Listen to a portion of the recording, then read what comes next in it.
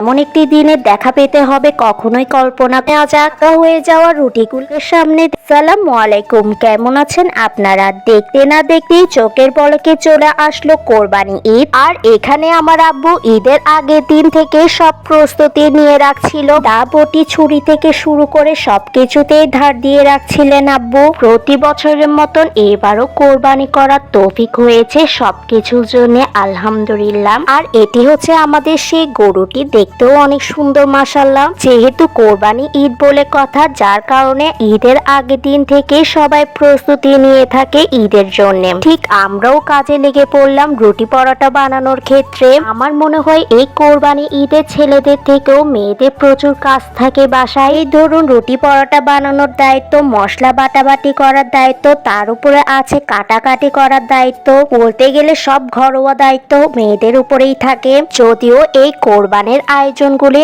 একা একজনের পক্ষে করাটা অনেক কষ্টকর হয়ে পড়ে, তারপরও সবাই যদি একটু মিলেমিশে সাহায্য করে তাহলে জিনিসটা অনেক সহজ হয়ে যায়। এদিকে আমি পরোটার কাজ অর্ধেক শেষ করে তাড়াতাড়ি গেলাম পলিথিন কাটতে। যেহেতু কোরবানির সময় কাজের চাপ একটু বেশি থাকবে, যার কারণে আগে ভাগে ফ্রোজেন পরোটা বানানোর জন্য পলিথিন গুলো কেটে নিচ্ছিলাম সুন্দর করে। এদিকে এসে দেখে আমার ছোট বোন আমার রেখে দেওয়া পরোটাগুলোর বাকি কাজ সম্পূর্ণ করে ফেলছে। এখানে দেখা যায় কোনো কাজ আমরা একসাথে করলে সহজে কাজটি হয়ে যায়। এখানে সবগুলো পরোটা ভাঁজ করে রাখছিল আর আমি সবগুলোই সুন্দর করে সাজিয়ে রাখছিলাম থালার মধ্যেই। কাজ করতে করতে আম্মুর সাথে দুষ্টমি করছিলাম যে আমরা মেয়েরা আছি বলে তোমার কাজে অনেকটা সাহায্য হচ্ছে। আর আম্মু বলছিল ছেলে হলে তো ছেলের বউকে দিয়েই করাতাম।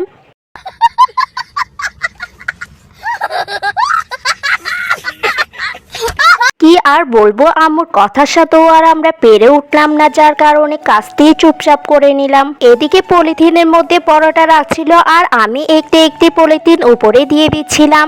এই দিনটি ছিল কোরবানির দিন। আব্বু সকালবেলা ঘুম থেকে উঠে নামাজ পড়ে এসে তাড়াতাড়ি বের হয়ে পড়লো গরু কাটার উদ্দেশ্যেই। এদিকে আমরা দেখছিলাম রাস্তায় গরু জবাই করতে, কিন্তু বাসায় প্রচুর কাছে দাঁড়িয়ে দাঁড়িয়ে গরু জবাই করা দেখার সময় এখন নেই বললে চলে। কিন্তু একটা সময় এই কোরবানি ঈদটি আমার জন্য এমন ছিল না। ছোটবেলাতে ঘুম থেকে উঠেই প্রথমে চলে যেতাম ছাদে, সবার গরু জবাই করা দেখে তারপর আসতাম বাসায়। কিন্তু দিন যত যাচ্ছে ততই যেন কাজের দায়িত্ব আমাদের উপর আরো বেশি পড়ছে, কিন্তু এখন আর সে ছোটটা নেই। এদিকে আমি রুটি বানানোর জন্য সবকিছু নিয়ে রাখছিলাম।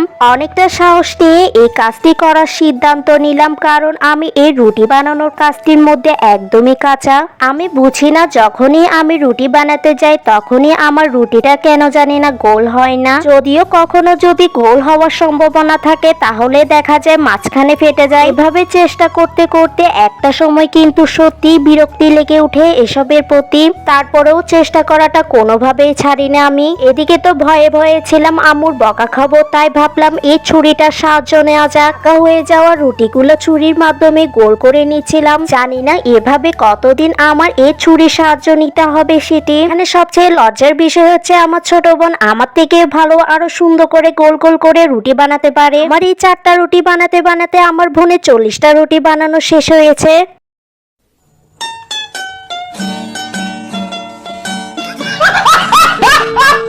রুটি বানানোর কাজটি যেহেতু করতে পারিনি, এখন আসলাম রুটি পুড়তে।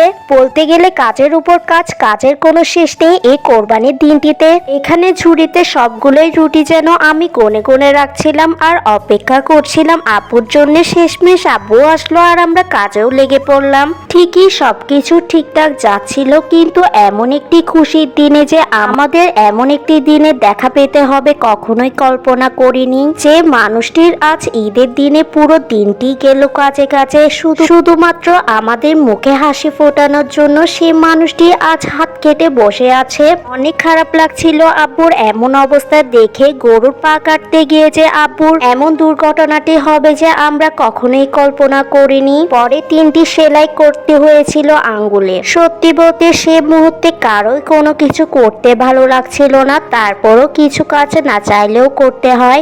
এখানে গরু মাংসের জন্য আম্মু যা যা প্রয়োজন ভাইজান সবকিছুই একটি একটি করে দিয়ে দিচ্ছিল। অনেক মনোযোগ সহকারে দেখছিলাম আমি দাঁড়িয়ে দাঁড়িয়ে আম্মু এখানে কি কি দিচ্ছিলেন। এদিকে আম্মু আমাকে শিখিয়ে দিচ্ছিল মাংসের মধ্যে কি কি দিতে হবে সেটি। এদিকে আমি আমার আম্মুকে প্রশ্ন করতে লাগলাম, প্রথম তুমি কার থেকে রান্না শিখেছো? আম্মু বলল, দেখে দেখে সবকিছু শেখা, কেউ হাতে ধরে শিখিয়ে দেয়নি। এদিকে আম্মু আমাকে বলছিল মন দিয়ে সবকিছু দেখার জন্য কি কি দিতে হবে আর কি কি দিতে হবে না সেটি। এদিকে সব কাজ শেষ করে আম্মু চুলাতে সবকিছু বসিয়ে দিল আর আমি সবগুলোতে ঢাকনা দিয়ে দিচ্ছিলাম। খাওয়া দাওয়া শেষ করে এখন আমাদের আরেকটি দায়িত্ব নিতে হচ্ছে, যার জন্য এসব কাজ করতে হচ্ছে। তাকে ছাড়াই আমাদের তৃতীয়বারের মতন এই কোরবানি ঈদটি গেল, আর তার জন্যই করছিলাম এসব আয়োজন। তার পছন্দের সবকিছুই দেওয়া হয়েছে।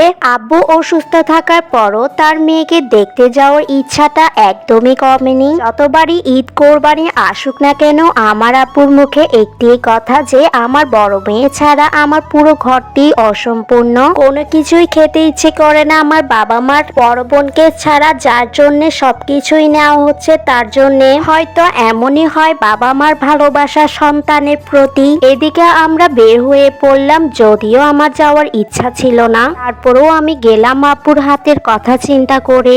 এদিকে গাড়ির জন্য অপেক্ষা করতে করতে গাড়িও পেয়ে গেলাম সাথে সাথে, আর সবকিছু উঠিয়ে নিচ্ছিলাম আমি নিজেই সিএনজিতে।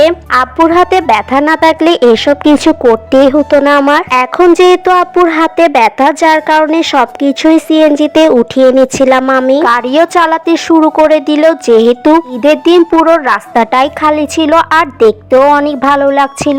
এখানে রাস্তাঘাট গুলো আসলেই অনেক সুন্দর। দেখতে দেখতে চলে আসলাম আফুর শ্বশুর বাড়িতে। এত তাড়াতাড়ি যে চলে আসতে পারবো কল্পনাই করিনি। এদিকে হাঁটতে লাগলাম আর চারপাশে ঘুরে ঘুরে দেখছিলাম। তারপর হাঁটতে হাঁটতে চলে আসলাম রুমের ভিতরে। ঢুকে কিছুক্ষণ বসলাম আর আপুরা এখানে কথা বলছিল, আর আমার লেগেছিল প্রচুর খিদা, যার কারণে চলে গেলাম খেতে। আমাকে বসে থাকতে দেখে ভাইয়া বলছিল যে আসো তোমাকে আমাদের ছাদে নিয়ে যাই। ছাদে উঠে তো আমার মনটিই ভালো হয়ে গিয়েছিল। ছাদ বাগান আমার দেখতে খুব ভালো লাগে। এর আগেও এসেছিলাম কিন্তু এত এত গাছ আমি দেখিনি তখন। তার থেকে বেশি ভালো লাগছিল প্রতিটি গাছেই ধরেছে ফল। সত্যি বলতে এসব ডালিমগুলো ধরতে খুব ভালো লাগছিল। যেসব ফল আমরা কিনে খাই সেসব ফলই আজ চোখের সামনে দেখলাম যে কাছে ধরতে। এই ফলটির নাম আমার মনে পড়ছে না, কেউ জানলে বলবেন কিন্তু। এদিকে এই ছোট পেয়ারা গাছটির মধ্যে দেখা যাচ্ছিল পাতার থেকেও বেশি যেন এ গাছের ফল। গাছটি ছোট হলে কি হবে, এ গাছে পেয়ারা ধরেছে অনেক। গাছ থেকে ফল নিয়ে খাওয়ার মজাটাই কিন্তু আলাদা। এদিকে আমি নিতে পারছিলাম না, তাই ভাই আমাকে নিয়ে দিচ্ছিল পাকা থেকে সব ফল। এদিকে সব থেকে বেশি আমি যে গাছটি দেখতে পেলাম সেটি হচ্ছে কমলা লেবু গাছ। ফলের গাছও ছাড়া আরো বিভিন্ন ধরনের সবজির গাছও দেখতে পেলাম। এই গাছটিকে প্রথমে আমি আম গাছ মনে করেছিলাম, পরে জানতে পারলাম এটি নাকি জলপাই গাছ। এদিকে তো ছাদে এই গোলাপ গাছটির দিকে চোখে সরাতে পারছিলাম না আমি। কিছুটা সময় ছাদে থাকার পর নিচে এসে দেখি ভাইয়াদের গাছে ধরেছে অনেক কাঁঠাল। গ্রামের মধ্যে এমন বড় পুকুর পাড় দেখতে আমার খুব বেশি ভালো লাগে। এদিকে নিজে নিজে কিছুটা সময় ঘোরাঘুরি করার পর চলে আসলাম। এদিকে এসে দেখে আপু খেতে দিল বিরিয়ানি, সাথে আরো অনেক রকমের নাস্তাই বানালো। এদিকে চলে আসার সময়ও হলো, আর দেখলাম ভাইয়া গাড়ির মধ্যে এসব কিছু রাখতে ব্যস্ত। কিছু দিনকে স্মরণীয় করে রাখার উদ্দেশ্যেই আমার এসব ভিডিও করা। আশা করি আপনারা ভালোবাসা দেবেন। সবাই লাইক, ফলো, শেয়ার দিয়ে পাশে থাকবেন।